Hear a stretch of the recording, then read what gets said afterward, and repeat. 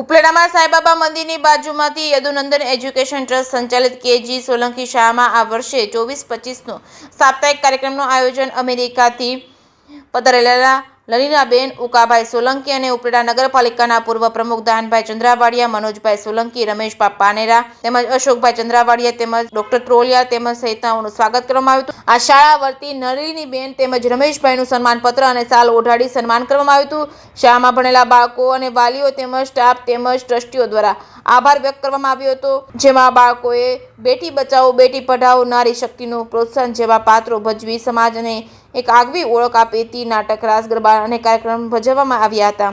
જે કેસની ગુજરાતી સાથે અર્શી આહિર, ઉપલેટા।